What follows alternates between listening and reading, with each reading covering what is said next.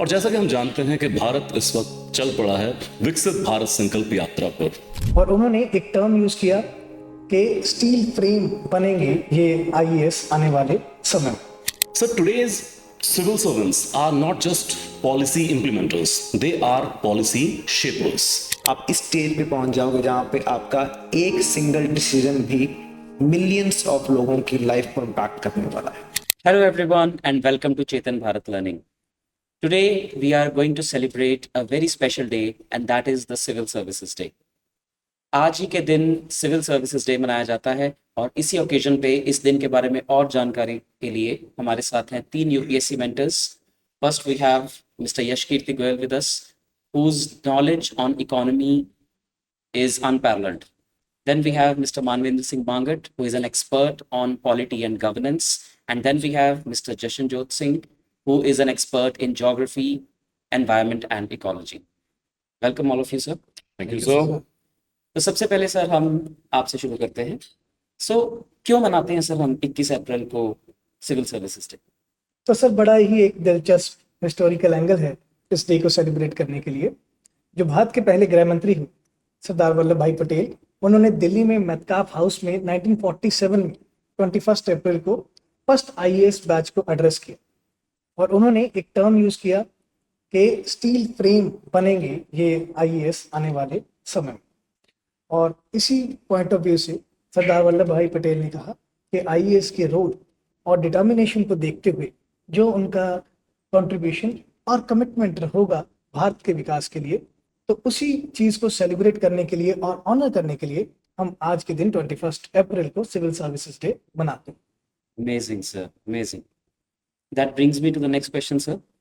आज का जिस तरह का चैलेंजिंग सिनेरियो है, चाहे हम जियोपॉलिटिक्स में देख लें, टेक्नोलॉजिकली कितना कुछ नया हो रहा है, जैसे एआई हो गया, देन इकोनॉमिकली बहुत सारे चैलेंजेस हैं, तो आप सिविल सर्वेंट्स के रोल को कैसा इवॉल्व होते हुए देखते हैं? Very fine insight, sir. So today's civil servants are not just policy implementers, they are policy shapers. Gone are the days of Wilsonian dichotomy, जब ये माना जाता था कि ब्यूरोक्रेसी सिर्फ पॉलिसी को इंप्लीमेंट करती है और पॉलिसी बनाने का काम ये पॉलिटिशियन या पॉलिटिकल फेटर्निटी करती है. आज के सिविल सर्वेंट वो पॉलिसी मेकिंग से लेके इम्प्लीमेंटेशन में हर जगह इन्वॉल्व हैं. हम कुछ बेसिक्स की बात करें, जैसे सड़क सुरक्षा, स्वास्थ्य, पानी. आप किसी भी मिनिस्ट्री, किसी भी डिपार्टमेंट में जाइए, वहां पर इन सब की पॉलिसी मेकिंग सीनियर ब्यूरोक्रेट्स ही कर रहे हैं. और फिर जैसा आपने कहा, आज के दौर के, आने वाले दौर के क्रिटिकल चैलेंजेस, चाहे वो मैनेजिंग इन्फ्लेशन हो या डिजिटल गवर्नेंस हो, आर्टिफिशियल इंटेलिजेंस का एरा है, public service delivery to the needy man, सभी जगहों पर ब्यूरोक्रेसी इज इन्वॉल्व. तो आज की ब्यूरोक्रेसी एक तो रूल ऑफ थंब पर नहीं चल सकती. आज की ब्यूरोक्रेसी को बहुत इनोवेटिव होना पड़ेगा, नए नए out of the box ideas लाने पड़ेंगे कि किस तरीके से फ्यूचर के चैलेंजेस को वो हैंडल कर सकते हैं. इसके लिए ऑब्वियसली एथिकल ट्रेनिंग भी जरूरी है, साथ में टेक सेवी होना भी जरूरी है. और जैसा कि हम जानते हैं कि भारत इस वक्त चल पड़ा है विकसित भारत संकल्प यात्रा पर. 2047 तक हमें डेवलप्ड नेशंस की कतार में खड़े होना है, डेवलपिंग से डेवलप बन जाना है. तो मेरा पर्सनल मानना है कि इस सारी विकसित भारत संकल्प यात्रा में जो सबसे अहम रोल होने वाला है वो ब्यूरोक्रेसी का होने वाला है, क्योंकि bureaucracy is involve from policy making to implementation to monitor to evaluation and further making better and better policies. Very finely put, sir. So that brings me to the classroom. Jashan sir, what message would you like to give to the students on this special day? So the message is very clear कि ये exam सिर्फ आपकी knowledge का test नहीं है.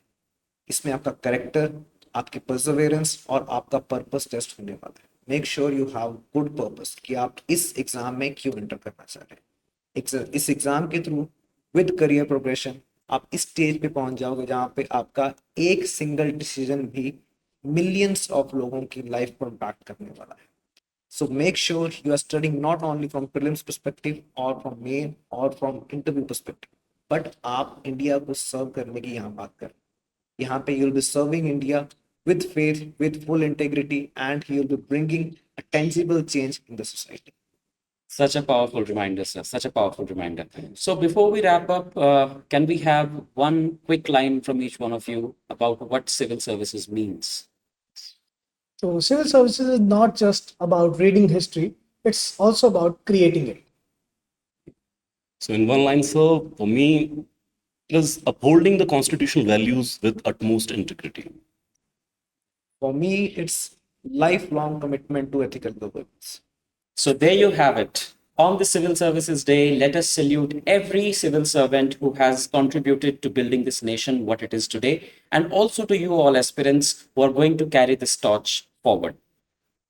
Thank you for tuning into Chetan Bharat Learning. For more such content, do like, subscribe, and share this content. Thank you and Jai Hind.